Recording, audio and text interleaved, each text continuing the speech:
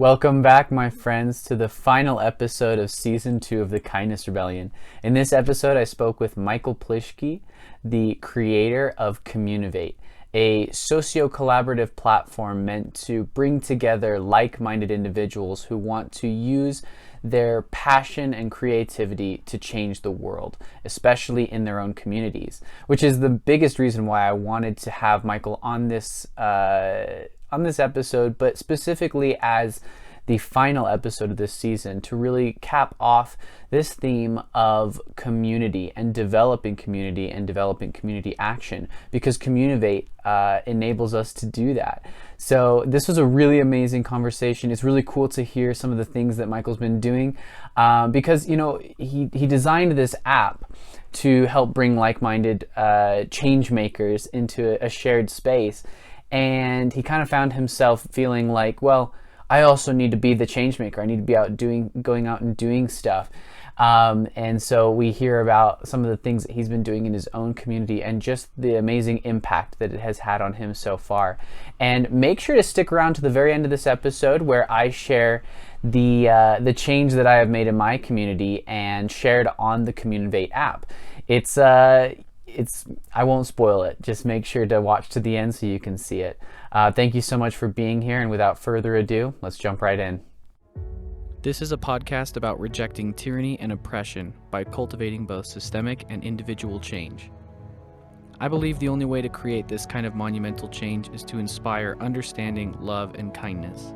From there, we can work to embody these essential values in our cultural systems and in our individual lives.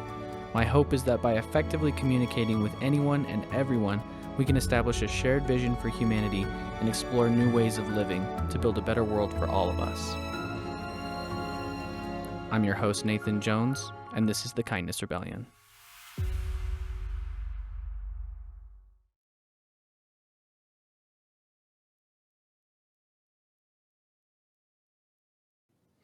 Michael, thank you so much for coming on to the Kindness Rebellion, man. It has been a long time coming. Honestly, I was just thinking like a little while back. I'm like, why the fuck haven't I invited Michael onto this podcast? Especially where season 2 has been like solely focused on building up community and developing community and what that all means. And I'm just sitting there racking my brain, and I'm like, of course, I need to reach out to Michael, the fucking creator of Communiivate. So thank Yes. you so much, man. Thank you so much for being on here. Well, thank you for having me, and I'm excited to be here. I've got lots of energy right now, running on an adrenaline spike, so I'm ready to go. Let's do this. Ask me Perfect. questions. Oh yeah, let's just get started right off the bat. I mean, like, let's give the listeners a bit of a context, and why don't you explain your app Communiivate and why you built it? Like, what was the need that you felt needed to be served with Communiivate? Absolutely. Hopefully, I can kind of delve a bit into my backstory here as well, and just Go for it. talk a bit about like why I built Communiivate in more context. My background from a few years back is I was an engineering student. I was specializing in materials engineering, actually, and which is very different than app building. But we'll get into that in a sec. So I was very passionate at that time, and I still am very passionate about making a huge impact on the world in a positive way. And that's something that I've really always been passionate about since I was younger. But experiences that I had like 2 or 3 years into my degree through co-op jobs in big industry, and kind of experiences that I've had trying to self-organize with working groups to get people to kind of engage and uh, just kind of go beyond what is provided in a curricular sense at school. And experiences with the difficulties in trying to create change both in big business and create change on my own in school, like with limited time, limited resources, compelled me to create the Communiivate application. And so the Communiivate application is essentially a socio-collaborative tool, and I'll get into that description in a second, to help activists or people who want to change the world to network, collaborate, and then take action at increasing levels of scale. So that could be taking action at a community level, at a state or provincial level, and then country or the world, like taking it as far as you want to go. Because the things that the difficulties that I've encountered in just starting something and just challenging current systems, I've just found everything so difficult to kind of pursue on your own, as someone without any kind of knowledge, resources, or just general ability to do so. Um, so I created Communiivate to help people change the world. And as I said earlier, it's through networking, collaboration, and taking action. So I take the best parts of social media, which is the socio part of the socio-collaborative, and then I take the best parts of kind of apps like Slack or Signal even, or just whatever kind of group applications, Discord, and kind of put them together so that people can have a space where they can communicate socially and also work together through, I guess, direct teams on the application. So that's kind of how Communiivate was started. That's my passion right now, is just giving people the chance to build an activist community, build a community of people willing and eager to create change in the world, and giving these people the tools necessary to do so. Hell yeah. I love it. And just from kind of the work that I've done with you and my experience with Communiivate itself, it's just so cool to see everything you've accomplished, like straight up on your own, that you just developed all on your own, like you said. And I'm excited to see that scale and that momentum grow as we keep going, and as you keep adding more things, getting more people to use the app, and just get that energy and that momentum to start making that active change in our lives. One of the questions that I had from kind of that background story from you is, as you were in school for your original degree, what did you say it was? It was like type of engineering.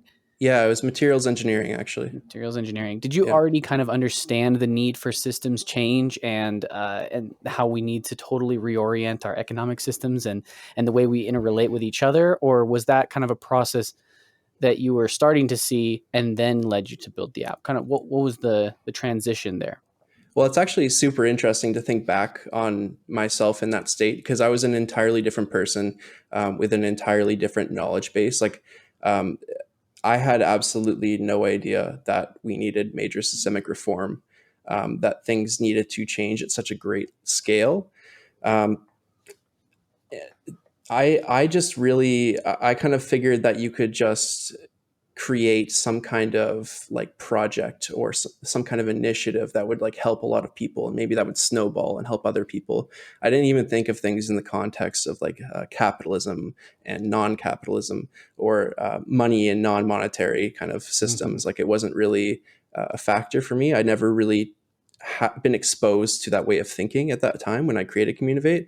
So in a way, like the process of me like building Communiivate and like getting into the process of understanding the potential stakeholders for Communiivate, it brought me down the path of understanding things at a greater scale, understanding things in what I would currently say is their proper context.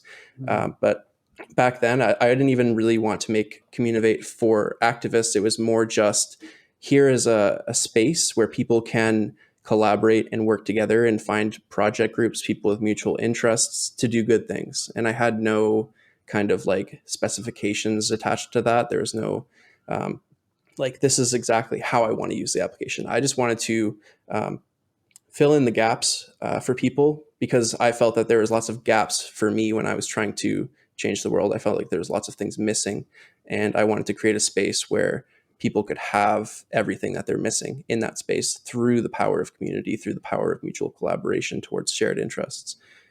So it's really actually incredible just looking back at that and seeing how much my perspective has changed and how much the application itself has evolved.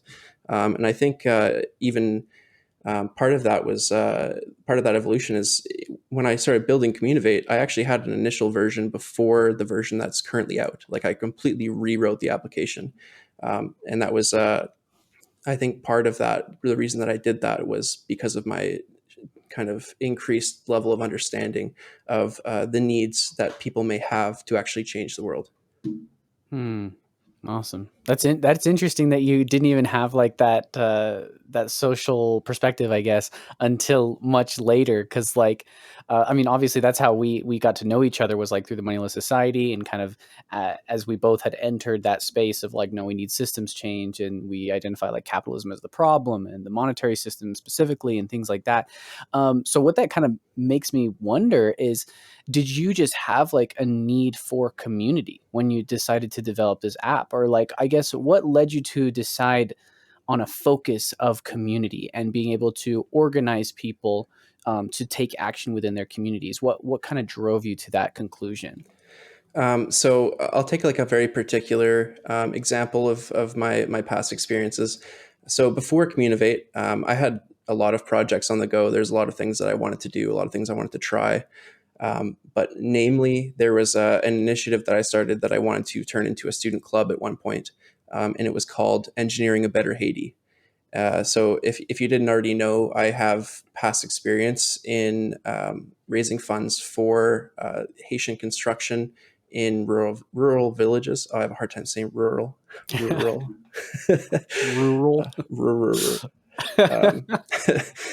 Um, yeah, so I mean, some of the things I did, I wasn't really fully aware of. Like, I think volunteerism, that was kind of like a little bit a part of that. And I mean, I did just genuinely want to help. I was like 16 years old at the time, so I had no idea that that was not necessarily the best possible thing you could be doing. But I still feel like it exposed me to kind of a lot of interesting things, including the culture of Haiti and the needs of Haiti as well. Like, I got to see firsthand where people were struggling and what people needed, and also kind of gain some context as to the background of the problems that a lot of the people there face. So with that knowledge, and by keeping in contact with some of the guys that I've met there, one of them was a school teacher slash principal for an elementary school, and the other worked with us for a program to they basically rented out bikes, and then the the rental money was put back and reinvested into the community. So there's kind of two really interesting guys that I worked with there, and they were kind of talking to me about how there's a big issue in Haiti with soil erosion, kind of affecting agriculture there because everything is so mountainous there, and the way that farming is done on the mountainous terrain is done to a standard set by kind of like Western flatlands. So like you can plant things kind of in straight lines for miles when the land is flat. But if you do that normally on a kind of like a more mountainous terrain, then it'll allow for erosion because there's nothing to kind of keep the soil in place. So the roots would be not deep enough to kind of maintain that um, the kind of agricultural integrity, I guess, of the area, the arability. That's the word I was looking for, the arability of the soil. Anyways, kind of getting a bit too technical here, but I was trying to build some kind of apparatus to kind of artificially and temporarily fix the erosion of the soil while also nutrifying the plants that were being kind of planted there to make sure that there was enough nutrients and that crops and harvests were full and bountiful.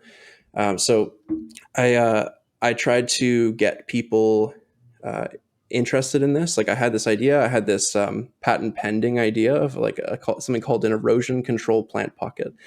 This is just like, it feels like such a long time ago. It's weird. It's like I'm talking about someone else. But I tried to get people on board with what I was doing. I put up flyers all throughout my campus, and I got people to respond. Like people were interested in the idea, possibly because they thought I was an official club, in which I wanted to be one, but I wasn't an official club. So I got people interested. I had like a little seminar where I had like 10 people show up, which was pretty cool actually. 6 of them stayed, but I'd still say that was pretty good. And I had people working on this with me, and we were. I just found it so difficult to kind of get people to actually help with the project and not make it something that was like for extra credit. Like, I feel like a Mm. lot of the people that were there, they didn't necessarily want to be there just because they were interested in the idea or the power of the solution. They were there because they just kind of wanted to put something on their resume. Like, they were like, oh, I just want to Mm. like volunteer and do this or whatever. And so, like, though I may have like found some of the right people, a lot of them I don't think were super interested in what I was doing. And they just kind of wanted to tag along, not put in so much work and just have it as a resume filler. So at that point, I'd already realized like how difficult it was to just find people with shared interests and kind of find a real community in those shared interests, to kind of like actually do something meaningful. Um, and maybe this is a little bit off topic or a little bit kind of straying from the idea of community here, but there was also a I remember when I was trying to get funding, and there was this innovation competition going on where a bunch of people submitted their projects or whatever. And I remember just being so upset, not because I didn't secure the funding or win the competition, but because the winner of the competition was a smart fridge. Like, someone just built a smart fridge, and it was supposed to be about innovation, right? But like, Yeah. this was like 4 or 5 years ago. Well, 5 years ago. Smart fridges had already existed. Like, these are things that already existed, and like the only reason it won is because someone poured a shit ton of money into a smart fridge, and they're like into building a smart fridge, and then people were like, "Oh yeah, I'd invest in that." It's like, that's not really innovation, is it? Like, I don't, No. it was just I kind of like had a wider realization of how difficult it is to do anything for the Mm. sake of doing something good. And that's when I realized I needed a community. Maybe not in those exact words, but to a certain like fundamental level. Like, I realized I needed people who had shared interests and passions, that were interested in just working with me for the sake of altruism, for the sake of community itself. And that's kind of where that basis in community started for me, or that desire to have a basis in community started. I like that. It's great to hear that history and kind of that evolution and everything, especially because like I think when a lot of us think about community, or even if I'm talking with somebody about like we need to build community, they're like, oh, so that's really just like who's around you, who's immediately around you. That's what community is, and obviously in some sense it is, but I think what you're tapping into is more concrete. It's a group of people that have a shared interest, that have shared goals with you. And so I just absolutely love how Communiivate is focused on coalescing people with shared goals to actually to say like, hey, this is what we want to see changed. Now we have the space to work on it, do it, and make it happen. Well, that's exactly it, right? Like, when like you can't preach community to people and like expect them to just latch on to it. Like, it's community can't be artificial. It feels like work if it's artificial. Like, Mhm. that's the opposite of the point. Like, a community shouldn't feel like work. It should feel like it's something that's taking the burden off your shoulders, of the burden of individuality, or like forcing yourself to do something at an individual basis. Like, Mhm. I think that's why like you can find the highest levels of community where people have interests. Like, if you have like a gaming club or something like that, like a bunch of people just like going together and like gaming at each other's houses. Maybe that's just friends. I don't know, but Yeah. like something like that, or like you have like older folks, like maybe like older women, just like getting together and doing a crochet club. And Mhm. it's because they're doing things that they enjoy and they can share that enjoyment with others. And so community isn't just being together; it's about being together and doing things that you want to be doing. And Mhm. so that's what I think is something that I didn't actually fully realize until I started like digging into like, how do I build community? Because I was like slamming my head against my desk. I was like, why do people not want community? I'm telling them that community is good, and I'm like, no, just join a community. You'll have a great time, I promise. And I was like, wait. I'm gonna try joining a community and see if I enjoy it, whatever, and like try doing things and whatever else. And I was like, there's some things that I don't actually enjoy doing, and I don't really want to be part of this community, but I would like to be part of this community and like do these things. Mhm. Um, so I just found like it felt more natural just finding community of where you have shared interests, and I think that's where Mhm. most people should start. Otherwise, it becomes a very difficult and perhaps something that feels like a mental drain if you try and just join a community that you're with something that you're not passionate about, or just try and generalize the idea of community. I'm so glad you brought that up, because that's one of the big things that I really wanted to discuss. Because I've faced a similar issue where I'm like I sort of identify community as this answer to, especially as a response to capitalism and hyper individualism, right? And so I see that like any sort of systemic change really needs to be motivated and pushed forward with community. But I've also seen like, why do people not want community? Why do people not want community? And I think you really caught on to it, where it's that generalization where it's just too general and too vague, right? They're just saying like, just go join a group or something.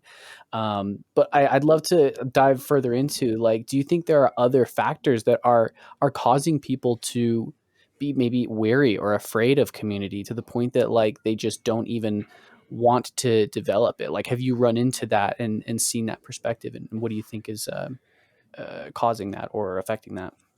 Yeah, so I can't really speak as a professional, but like from my perspective here, I think a really big factor in kind of why it feels so difficult to kind of join or build community, or like things that are just like inhibiting people from kind of like wanting to join community or wanting to be a part of a community, is largely attributed to just modern social media.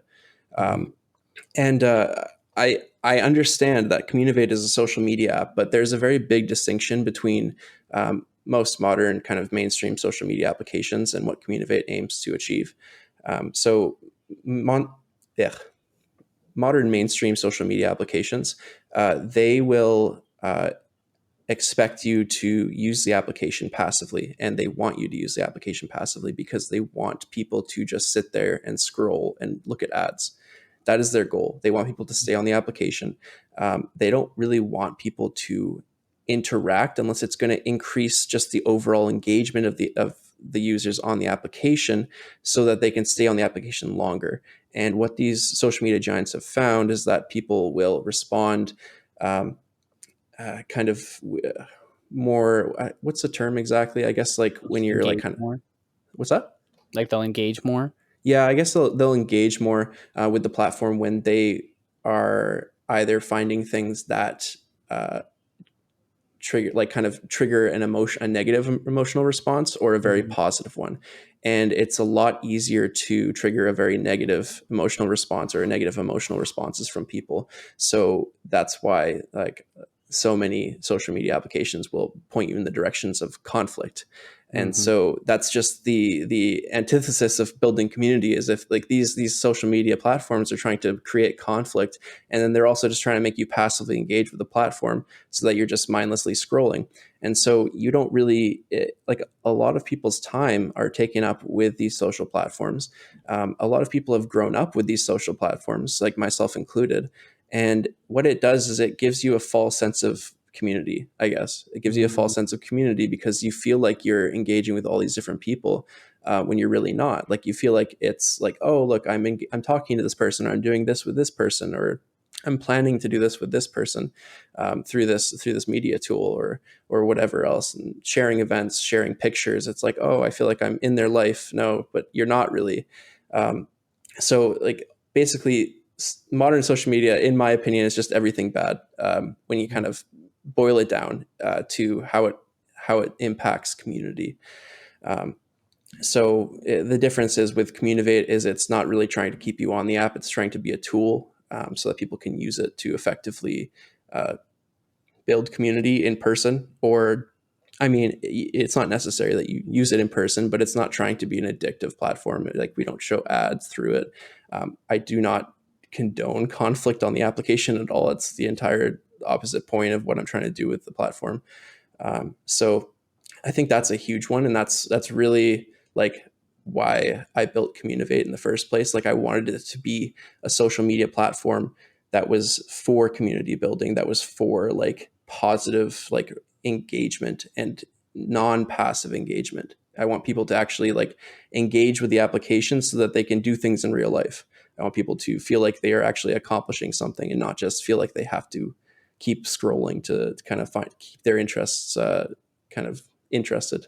I don't know. Mm. Yeah, no, I fucking love that. That is amazing. Because I think that that was a very a poignant thing to point out. Because I think you're absolutely right. Like, social media really does it. create that false sense of community like you're talking about, and then just keeps you passive the entire time. And I think that false sense of community is what's like the most pernicious piece of it, because I will talk to some people who are like, well, I have my community, like I have my this like online group that I interact with. And I think that the worst part about that, in my opinion, is that you are only interfacing with those people in a very two-dimensional way.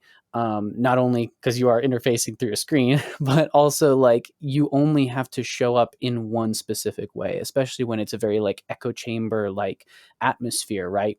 You're really just kind of saying, I mean, even like with Moneyless Society, which I do love this organization, this group, but like even then, like really the only thing we required of each other was to show up and talk shit on the current system. Like that's what the whole thing was about, right? Yeah. But once we started moving further to the point where we needed accountability, then it began to like grow what I consider community. And I also felt like I grew that sense of community with you, because when you had this idea for the seed bombs, Oh which, yeah. dude, fuck yeah, like when you had this idea for the seed bombs, like there were people that could respond and just be like, yeah, that sounds cool, I like that idea, where all they had to do was just like give their opinion on it.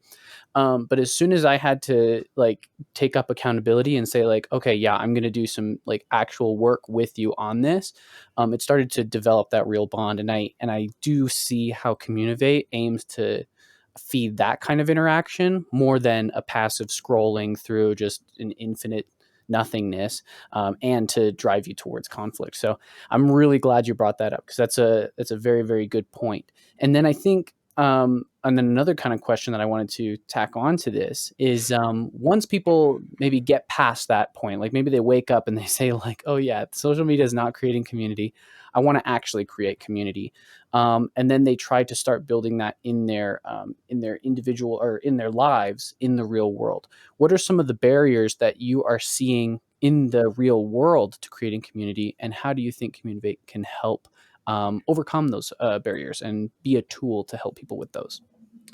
Yeah. Okay. So I think that it's really important to like. I think all the listeners here like should consider like what would they do to build community. And I mean, if you blank, like you're not alone. Like no one really knows what they would do to start building community. Like sure, you could just do a quick Google search and be like, oh yeah, do this, like do this. But like that's not really building community. Like you can try, and it's definitely a good start. But there building community is a very complicated thing to do. Like if you, especially if you go into it with the idea that like, oh, like I actually want to like build community, like you have to really create some kind of game plan if you're going to go into it with that mentality. It can happen naturally very easily, but if you're actually like trying to kind of create community, it's a huge process. And I think that a big thing that's stopping a lot of people from doing that, first of all, is people are afraid to take the first step. So they have like maybe social anxiety. Like that's me, honestly. Is I was scared to take the first step. Sometimes I still am, honestly. Like just going out in public is and like trying to communicate with people and just be as friendly as possible and whatever else and sharing things, and it just feels like a lot of work. And I'm not a very social person. An app developer, obviously, but it's like I can get into the social kind of vibe, but like the transition from leaving my apartment to the outside, it's scary. Mm, But once I'm there, I'm having a good time. So I think that also a lot of people are missing a reason to want to build community. Like maybe you want more friends, but that's not necessarily a reason to build community. Um, so I think understanding like why you should want to build community is a very important first step that people don't really consider. Like people don't really think about even building community because they don't think about why they need it. mm, But like if you go into it with a reason, like maybe one of your reasons is like feel good altruism, like you just want to help people. Helping people is a great way to build community.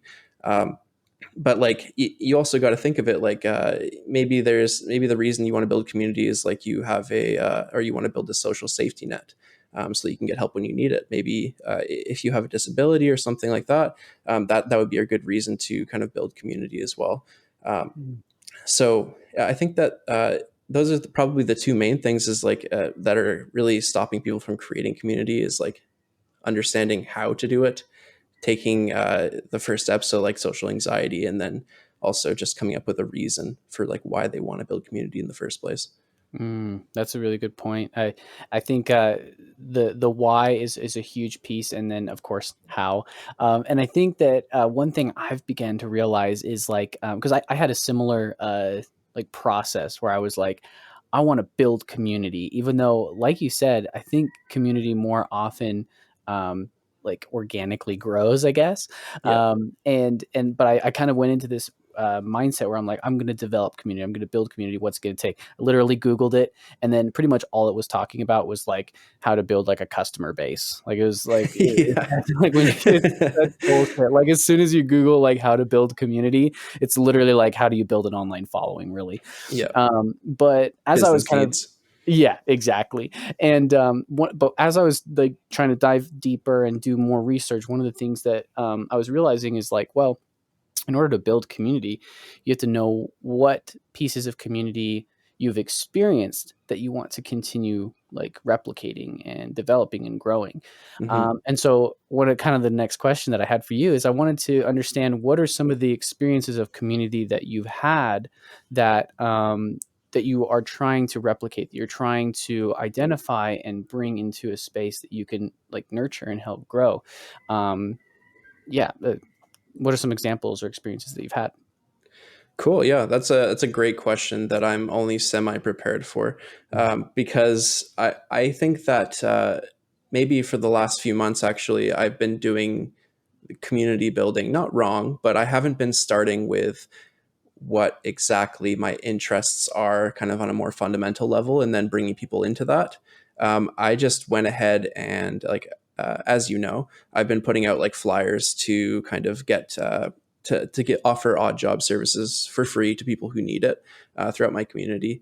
Um, and That's kind of just been what my community focus has been. Like, it's really, honestly, it's difficult. You know what, another thing, to create community you need time, and like people don't have time. I don't have time to do that. Like it just feels like work, even if it is something that I'm passionate about, like working with people and like hopping on a video chat or a call with someone random I met in the streets that's like, oh hey, like I'm interested in what you do or whatever. And it's like, oh yeah, no, that sounds great. And I'm like, yes, I do want to talk to this person, but it just feels like so much effort on top of like my 9 to 5, my Mhm. like chores around the house, like whatever else I'm doing. And it's just hard to find the time to really like enjoy life and build community through enjoying life. So, I mean, I just took it like kind of like to the next level, where I was just like, I just want to help as many people as possible in a short a period of time as possible, and do as much as I can for people. So some of the things that I've been doing around my neighborhood is I've been sharing garden tools. I've walked service dogs quite a few times. Actually, I'm on a regular schedule.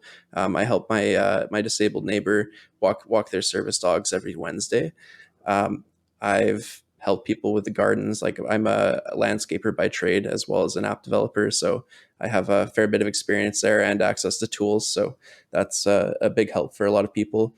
Um, and I think one of the most impactful things that I've done actually is I was moving furniture for this older woman, and this is again a little bit off topic, but this older woman is just like needed help moving some of her like appliances around so that she could clean behind them. And like when I got there, I was like, "Do you not want me to clean behind them?" And she was like, "No, no, it's okay. Like, I just need you to move them. Normally my son would do this."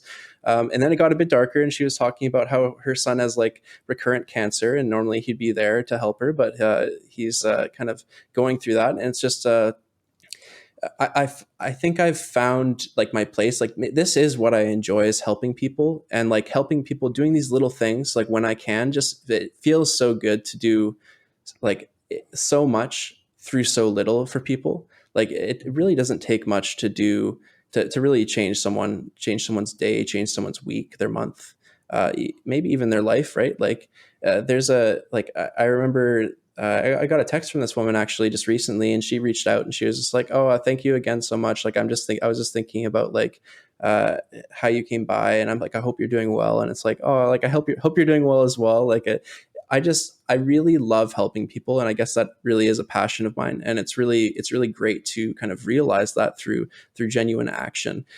Because like when I'm stuck behind a computer all day, like coding Communiivate, it feels like I'm doing something, but I don't see the results. And I still haven't seen the results from Communiivate. Like I know it has so much potential to be so much, but it depends on like the actual amount of people that join the application. But kind of on the side, when I'm not working on that or working with Money on Society or not working, and I find some time to volunteer in the community, like that's kind of like it's the most satisfying thing I could possibly think of doing.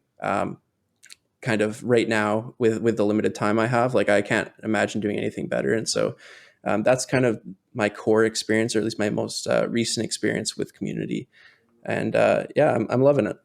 Dude, that's the good kush. That's the shit, man. Like that's like I just love the idea that, because even though we were mentioning earlier, like, well, when you're trying to develop community, you want to know why you're developing community. And even though, you said like maybe I was going about it the wrong way, I think you're still finding it. I think you're still developing it because there's still that drive to just say like, I want to be part of something bigger than myself. And I want to be a piece of that. I want to help people, and I want to help like cultivate this sense of we have each other's back. And I think you're finding that, especially through that experience that you just like listed, because even though it was like pretty small, it made a huge difference. And I doubt you're going to forget that experience anytime soon. And especially like with just continuing to keep doing those things. And especially when there are just small little changes, I think they can make a huge difference. Like previously in this season, I've talked to people and they're like, honestly, just saying hi to your neighbors can make a big difference. Mm-hmm. And where you're literally taking the extra step of saying like, I will do free labor for you just, just to feel a sense of connection to my fellow humans. Like that is just fucking amazing. And I absolutely love that. And it kind of makes me think that like reorienting the whole thing, trying to say like we need to go into developing community with like a why. I think you're right about that. But there's also, you can also just go in and try it and find that why along the way. And I'm curious if you agree with that.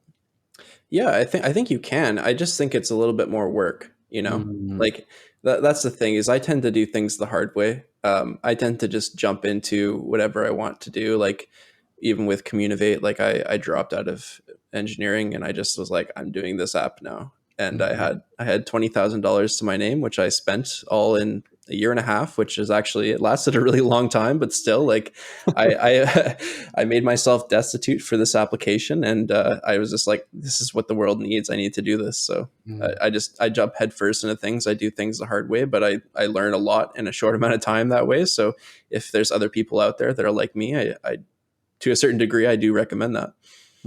That's awesome. I mean, for one thing, like you had literally no coding experience whatsoever when you decided to start Communiivate. Shh, don't tell people that. I think that's inspiring. I think that's fucking amazing because like, if you had gone to school for, coding and engineering and stuff, and then you decided to build this app, it would be like, okay, cool. But the fact that you were just like, no, there's a need for this, and I can either sit around bitching about it, hoping that someone decides to fill that need, or I can just do it myself. And then you did it yourself. That's inspiring. I think that's really, really valuable. And I think that is almost like, that's like the root of what we're trying to talk about in terms of developing community. It's really easy in our space where like we have like a lot of people who are, I mean, I guess like intellectuals, or just like they like to talk about a lot of these things, hence me having a podcast.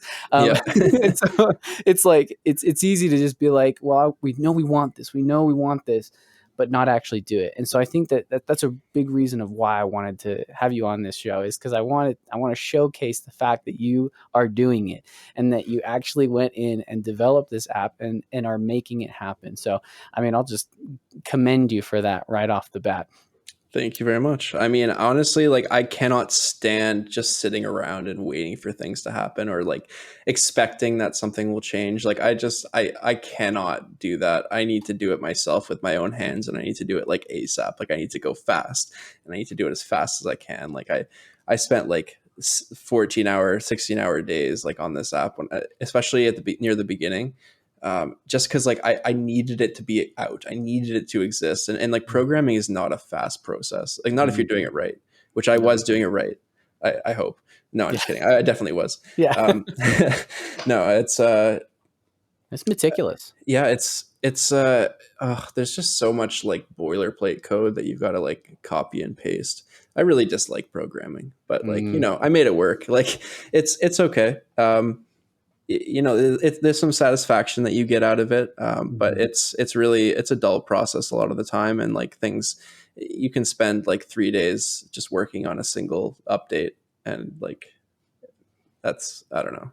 Yeah, It there's just a feels lot. like it's a very slow process. So it's like a direct conflict with me, because like I like fast things. Like I want to just like go out in the streets, like tear my shirt off, and be like, let's change the world. Yeah, Woohoo! I want to be like, fuck capitalism, but like I can't. That's not going to work. Like I yeah, really wish it would, because I would do that. I would literally do anything to actually make change that easily. Like I watch like a fair bit of anime, and I love watching the characters just like go out in the world and be like, haha, I'm gonna fight people and win and then change the world. And it's like, seriously. I I'm like, wish I wish life it worked like that, but it doesn't. So yeah, exactly. it's yeah, I mean, it's a it's tough thing to interesting face. that you kind of bring that up because that was actually something, and forgive me because I hadn't really prepared you for this part of the conversation, but I wanted to bring it up because one of the things that you and I have talked about before, I know that there was this one point where we were kind of trying to brainstorm like how do we get people to really start paying attention to these ideas and try to make, you were really focused on like how do we make it go viral. And I remember one of the ideas you had was about the concept of a hero, right? And Right. it Yeah. was this concept of like we need to make everyone a hero. We need to make everyone feel like a hero. And I think you had got some decent traction on like the TikTok you made and everything, and it kind of just fizzled out. But as I've like over the last few months or so, I've been really thinking a lot about like this idea of the hero, and I've been kind of under this impression that it's almost a myth, right? Like we've been fed this idea that there's going to be one person who can come through and change the world all on their own. And as I'm thinking about this in the context of how we want to develop community, I think of it as like, maybe there is no such thing as a hero. Like we all just have to take up these responsibilities on our own, collaborate and work with each other. And then that's how change is going to happen. And I know you had no preparation for this question, but I kind of want to hear your initial reaction and thoughts to that idea and how that relates to the context of, what you were going for, which is like, how do we make everyone a hero? Right. So like, to be clear, you're kind of saying that like we don't need heroes, we just need people to kind of build community and work together. Is that kind of what you're going at? Essentially, yeah, because if I can clarify more, like I guess I'm coming to this idea that like the idea of a hero is a complete myth. Like there is no such thing as one person who's going to be responsible for changing the entire world. It's always going to require multiple people.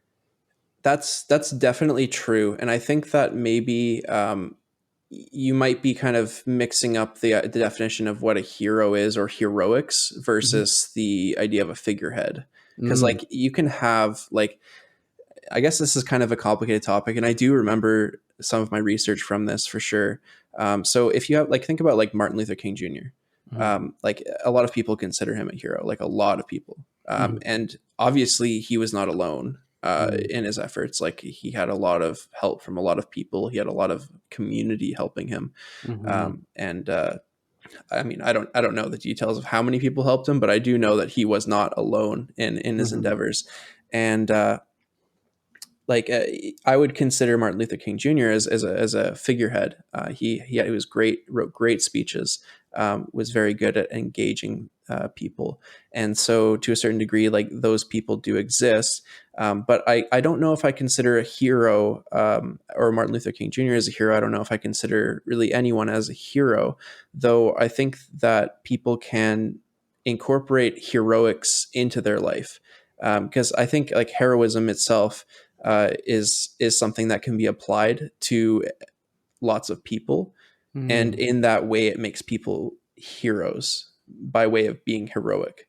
mhm, So it's kind of like you can't look at it as this place, like you can't look at heroes from the eye of like there's this individual person doing all this work to do all this stuff and achieve all these things like that. The world doesn't really work like that. So you'll never see like a textbook like hero per se.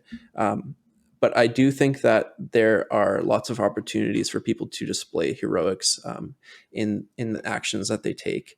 And I mean, if you see someone like save someone from like falling on a subway track or something like that, like that person in that moment, they're a hero because they're taking heroic action to save that person's life. And I think that like while you can't have like you shouldn't be thinking of the dichotomy of there being like individual heroes.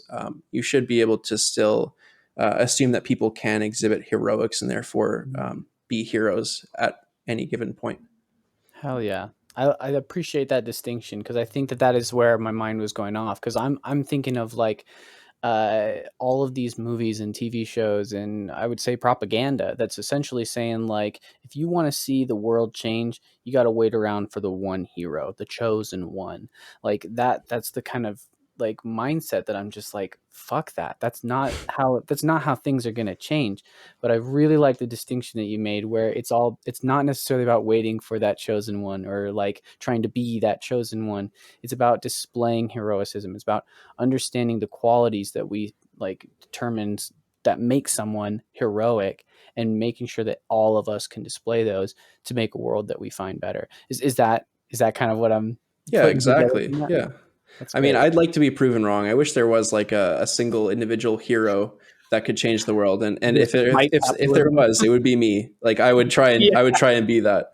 But I have tried to be that and it doesn't really work. So Mm-hmm. it really does. Like it requires community. Mm-hmm. Something that always comes up again, like whenever I'm trying to try this new thing that'll change the world supposedly, or like do this new thing that'll help a lot of people, it always comes down to like when I have issues, it always comes down to, I'm doing this on my own and like I don't have any money. So I can't like if you have those like two issues, like if you lack a lot of money, of which I guess you can buy help, and then if you otherwise are kind of working on your own, you don't have people to rely on. Like you need to have people to rely on. It all comes down to people. Like there's the most powerful thing on this planet is strength in numbers through collaboration.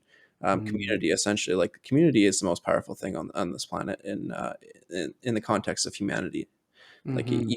you can't do anything without the power of community, Mm-hmm. because like the idea of the individual, it's kind of a flawed mentality, in my opinion. Like you can't really do anything on your own. Everything that you do in life requires other people to some extent or degree. Like even if you like are an independent researcher and you discover something, like where did you get that equipment from? Did you make it Mm-hmm. yourself? Did someone Yeah. else make it? Well, there you go, someone else made that equipment for you. Someone else, like maybe you are writing like a research paper, and like you have to cite people. Like it's not an original research paper, right? Like you're citing lots of different other people's research, because Mm-hmm. like the in the academic world, like everything is collaborative. Like everything, it requires the work of others, especially in this modern age where um, there is just so much information out there. If you're not citing works, then you're probably doing something wrong. Mm-hmm. It's just everything requires community to some extent. Every achievement, especially.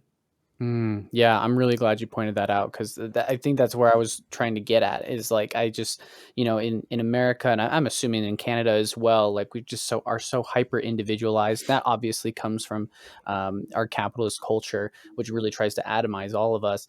And despite that, there is constant community within all of it, and we are constantly reliant upon each other. And it seems that people have forgotten that so much, or we've just tried to augment the individual perspective so much that we can just actually try to say like, oh, community doesn't matter, you don't need community.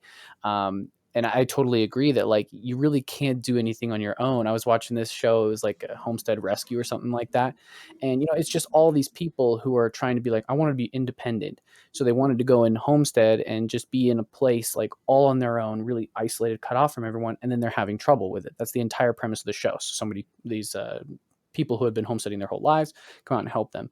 But there was one episode where they were even like, like it was a husband and wife, and the wife wasn't really invested in it, and they were like, look, you can't do this on your own. You'll need at least two people to homestead.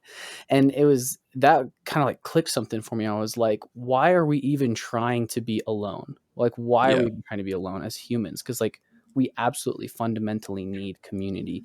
It's what got us to evolve to this point in the first place. Um, To kind of try and segue a little bit, one of the things that I'm trying to refocus for a lot of people, especially here in the US, is just like to try and stop thinking in this individualistic mindset and try to understand, like, look where we are actually a community. Like, I try to point out to people a lot that our business environment, even though it is set up to like compete with each other, even inside the business, like you're competing with your coworkers, you still fully rely on them as a community. I think it's very similar to a community. I'm curious if you've seen a similar like if you feel like Canada is really any different, or if it's mostly the same. Like, what is the same, what is different, and what are some of the ways that we are entrenched in community, whether we know it or not. So that's a bit of a tough one. Like, I haven't lived in the States. Like, I live in Vancouver, BC, Canada. And I've lived in Canada my whole life. So it is hard to say. And like, there's lots of different microclimates. Um, so I don't know if I can exactly also speak to where micro communities really foster, or where they're fostered, or where they grow. Um, I only have negative things to say about that, to be honest with you. Like, Feel free to so share. I think that maybe some of the differences, and I mean, don't take any of this as fact. This is just from my perspective. Is I think that there's maybe a bit more open division in the U.S. Mm, That kind of makes it a little bit harder to build community in some ways, because like you have like fringe groups and lots of fringe ideologies that are like very commonplace, very in the media, very visible, and I mean, not to say that these things aren't like getting worse in Canada as well. Like, this very well exists in Canada. It's just in the States, it's very in your face, if that mhm. makes sense. Oh At yeah. least from my perspective. And I mean, you even see like stories of people like knocking on people's doors and just getting shot right at the door, and it's like, oh, that's illegal in some states, and it's like, wow, Yeah. I don't know if I'd want to build community in a state that it allows people to shoot people through their front door. Like, that just sounds like the scariest thing ever. It's like hardcore community building, um, community building, modern warfare version. Um, uh, but like, I mean, all that said, like, you do hear stories of people, for lack of a better term, like living on the other side of the tracks, kind of building resilient community through shared hardships, which I think is probably more common in the States as well, Mm, because you got like lots of examples of extreme poverty. I think that this poverty is somewhat of a catalyst for community, and whether mm, that's a good thing or a bad thing, I'm not really sure. Because I guess like you have the fact that people are in such poverty to begin with, but this poverty does create community in certain ways. Um, uh, mm, but otherwise, I think like maybe some similarities, like you were talking about earlier, actually, is like there's a culture of individuality and familial independence among a majority, or maybe a strong minority of people in both countries. And like, I say that, but I mean mostly like white people like us. Like, we're yeah. like, there's like white culture. Like, the reason there's such a lack of white culture is because we don't really put value in our families as much as a lot Mm, of other cultures do. That's not fact, again, but that's just what I think. mhm, um, and I think this is like especially like reflected in urban areas. um, I think maybe it's just like the feeling of kind of living in a box, in an apartment that just feels like a box where you like kind of rest your body until work the next day. It's not somewhere you can really call home. It's more just like a little compartment for you to kind of rest and then start again. Like, if you're in an urban area, you're there to work, essentially, right? Like, if you're in mm, a rural area, though, like, it's not necessary. Like, maybe you have a few days off in the week, or maybe you're a private contractor, you just take your time. Like, there's a different mentality in urban areas and in rural areas, and I think that is kind of similar across the continent here. mm, And I mean, another thing that I want to say too is that, like, for as far as the culture of individuality, this is something that I'm partially still guilty of holding on to. Like, it's hard to break away from that mentality. Um, and I think it's just it largely comes back to people not understanding the importance of community, and mm, like community through family, through friends, and I think people who do have that have an advantage when it comes to community building. So we're kind of left behind, and it makes it a little bit harder for us maybe, and maybe a little bit I don't know, it's just more effort to try and build that community. But like for people who have that familial connection, and who kind of just are more connected with their family, their neighbors, their friends, then I think that it's possibly a lot easier to kind of build community. And I'd be interested in hearing kind of more from that perspective, or people who have that kind of lifestyle, who live more kind of with their families, and seeing like what exactly community means to them. Because like I feel like I don't have the best idea of what community is, just because I haven't like grown up in it. Like I haven't like lived it. Mm-hmm. And I think people that have lived community would have maybe more input to kind of like share. Yeah. Yeah. I think that's a really good point. And, it's kind of interesting that you bring that up, because as I've been talking to people throughout this season about like, just kind of what it is to experience community, and kind of those people that you're talking about, especially people of color, or just people from different cultures other than a fucking white, like a white individual White living breads. there. Yeah, exactly. um, they almost don't even think of it as like, oh well, I'm in this. They don't even think of it as community. They just think of it as life. Like it is just Mhm. normal for them. And I find myself getting so jealous, because I think I come to the same conclusion as you, where it's like I almost have to work a different way. I have to it's like an uphill battle for me to build community. And part of it is kind of this, it's, in one conversation I had, there was a phrase they used that was like satiated by capitalism, where it was just this concept of like, oh, because I can just work a remote job, and or not even remote, just a job that can give me enough to pay for my groceries and pay for like a 1 bedroom apartment or something.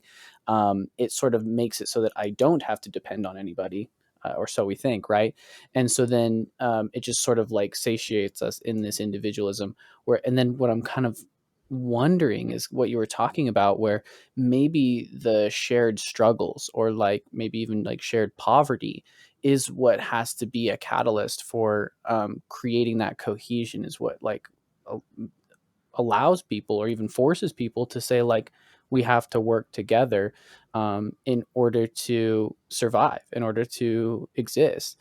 And so I'm kind of curious, if we kind of dive further into that, do you almost feel like that shared struggle is almost more important than a shared goal, or they end up being the same thing? Ooh, shared struggle being more important than a shared goal. Probably. Yeah. I think if you have a shared struggle, like, yeah, I think if you don't say that having a shared struggle is more important than having a shared goal, then you're putting the chicken before the egg. You know, Mhm. it's if you have that baseline of struggle and understanding that, then you have this baseline of understanding people, like, and people around Mm, you who shared that struggle. But if you have a similar goal, you could be coming, like, you could be trying to achieve that goal through kind of a different mind space. Like, you could be maybe, like, I think actually, like, I've had lots of experiences where people are working on similar projects to what I'm doing with Communiivate, or similar projects to kind of what I've experienced through MOSO, like Money Society. And mhm.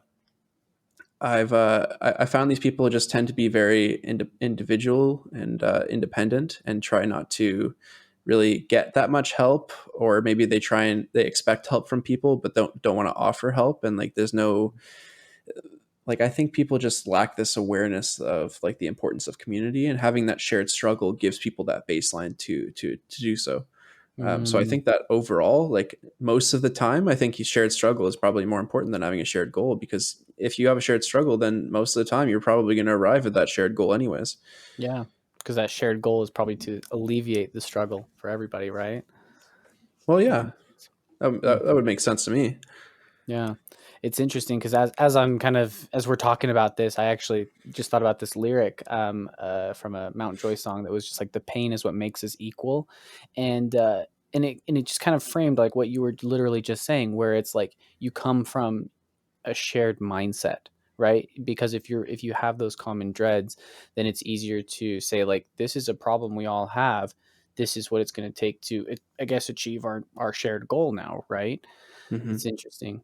But so like that kind of just was riffing there for a little bit, and I appreciate you following along there because neither of us were really prepared for that. But I think that's kind of the thing that we're having to do, and I think that that's what a lot of, from my perspective, that's what a lot of like you're trying to facilitate with Communiivate, right? Is to get people together who kind of have this like this awareness of like, hey, what's missing is community, and what's missing is people who are willing to take the action to develop community. And I'm just really excited to kind of see where it goes. And that kind of brings me to my next question, which is what are kind of the next steps for Communiivate? Where are you looking to, what are you looking at next, and where are you trying to go with it? That is a good question. So there's a few different routes I've been taking. So like when I mentioned earlier about the putting up flyers in the neighborhood and everything like that, I actually created a feature called action posts in Communiivate to kind of mirror my desire to build community and like how I wanted to kind of just like use Communiivate. And so the way that action posts work are you are assigned action stickers. Like you can order action stickers from points that you earn through in-app contributions, and like so these are essentially just free stickers that I'll mail to you personally until I get someone to do that for me. But so these stickers have a specific code, and you enter this code when you're making a post on Communiivate. And the whole purpose of these action stickers are to basically tell the world, like, hey, I've done something, I've made a difference in the world by doing this thing. And you take a before and an after picture of what you've done. Like it's not really necessary that you do that, but basically the idea and the principle behind it is that you go out into the community and you just find someone to help. You post it to the application, and then you gain even more in-app points from it, and you can use those points for other things in the application as well. So that was my kind of last major update that I pushed through Communiivate, and I really wanted to kind of capitalize on that to increase exposure that Communiivate has by, pardon me, by putting the kind of posts on social media platforms, which I know I'm so against, but it's one of the only tools I have to actually reach people. Mm-hmm. So I do use it somewhat unwillingly. So I'll make like posts and things like that to kind of show people like, hey, like this is what we're doing. And I mean, you also have the posts in app as well, but as you know, the Communiivate community isn't so big. It's still only around like 100 people or so. But the yeah, essentially, I just wanted to kind of create this tool that allowed me to increase media exposure for Communiivate while also doing good things and actually doing real tangible things, and then slapping the Communiivate logo on it, and just saying like, hey, like this is what I did with Communiivate. Mm-hmm. And so my biggest goal right now is really just to use Communiivate, to put it to use, to show people like how it can be used. And hopefully when enough people see that demonstrated, people will be interested in using the application in the way that I intended it to be used. So that's kind of what I've been focusing on right now. Like there are kind of more tedious things that I want to focus on in the future as well, that I need more funds for, like marketing and just app improvements as well. Like everything is fairly functional, but it's more of an issue of UI UX, just kind of improving the visibility of everything, making it so that people enjoy using the application a bit more, keep people engaged to the point where they're not just opening the app and being like, oh, okay, this is it, and then leaving, those Yeah. kinds of things. Like, so I'm really just trying to get Communiivate into the public eye and get people using it. Mm-hmm. Fuck yeah, I love that. And you know what? I did get a bunch of those stickers actually, and as a means of accountability, I will make sure that by the time I release this episode, I will have used my goddamn stickers, and I will put it in the intro and the outro to just kind of to show my support, because I've been really excited to use those and kind of draw people that way. Because I think as we were kind of talking about earlier, maybe a lot of people aren't like, they know that something needs to change, but maybe they don't realize that community is the answer. And I Mm-hmm. think that by just seeing like good deeds being done by people that are using an app called Communiivate, I think it can kind of put some pieces together and kind of spark some ideas where they're like, oh, maybe that's what we need. maybe we need people who are just motivated to make that change. And this kind of framework is going to be what makes it happen. Which is why I'm just really excited about all the work you've done. And I'm really excited to be more involved and helping out with these initiatives and everything like that. So I just, I want to make sure I'm held accountable there, and I'll make sure to get that done. Awesome. I love it. Perfect. I'm excited to see what you do. Yeah. I've been keeping it a bit of a secret, but I'll make sure to post an update when I release this episode. So Sweet. Perfect. Well, we're coming to a close to the end of this episode, Thank you so much, Michael, for coming on to this episode. This will actually be the season finale of season 2 of Kindness Rebellion. I felt like it was a perfect way to cap off this season, which has been primarily focused on community. And I think that Communiivate is the perfect way to give people sort of an outlet for action, for actually beginning to say, like, you know what? Yes, I want to build community. I want to be more involved. How do I do it? Well, here's a place that you can go. So where do people go in order to access Communiivate? All right. I guess the best way to kind of find everything that I have to offer is through the Communiivate website. To preface, Communiivate is a mobile-only application, so you can get it for Android or iOS. The website is you can just find it on your web browser, and it's communiivate.com. Communiivate is spelled COMMUN, 2 I's, VATE.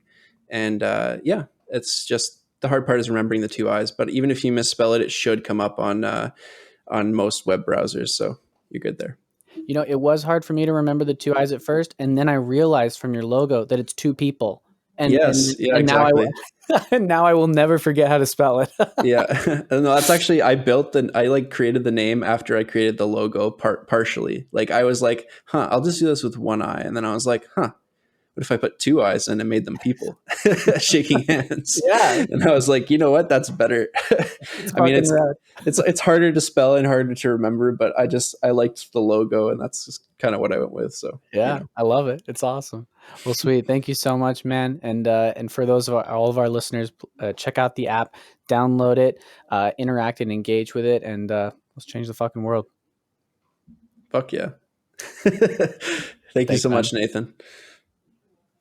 Thank you so much, my friends, for listening to this episode of the Kindness Rebellion with Michael Plischke, the creator of Communiivate. As promised, I needed to hold myself accountable to the promise that I made when I recorded this episode to post my direct action and to share what I did here. So as you can see from the pictures that will be shared over this video, I decided to do something really small where I went and got a bench that I could put next to a bus stop. The reason for this is because I had seen a kid who was sitting on the ground next to this bus stop multiple times, and every time I was like, why don't they have benches at every bus stop? And as you may have guessed, it's because of funding, and because, you know, our system doesn't really care about public transit all that much. Let alone the comfort of those using public transit. So I decided to take a small action and go and purchase one of these benches from Lowe's, which is really easy to assemble, and just set it up right there. And you know what? An interesting thing about this is that I almost felt like I was doing something wrong. Like, we have this thing in our culture where this type of direct action in our communities, even if it's something small, can really feel like we're doing something wrong, like we need to go get permission in order to do it.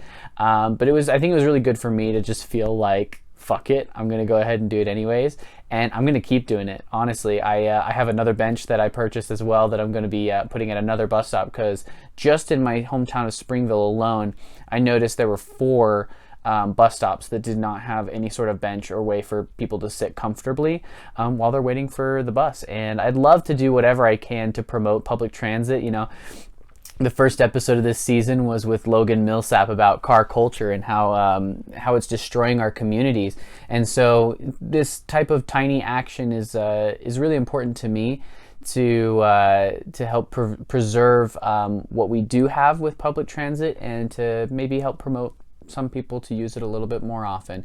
I do want to point out that, like, you know, even Michael said in this episode, there are some acts of kindness and community that he's been doing that feel really small at first, but can make big waves. And the more we normalize these types of action, to help our communities, the more it's going to be normal for us to take bigger actions to help our community. And we're planting those seeds to grow really strong roots within our communities, to help each other out and show up for each other when we truly need it, which is what I really hope you are taking away from this season and from the Kindness Rebellion and Communiivate in general. You know, there's a reason that I've identified community as such an important piece of making the change that we need in this world, is because we are all we have.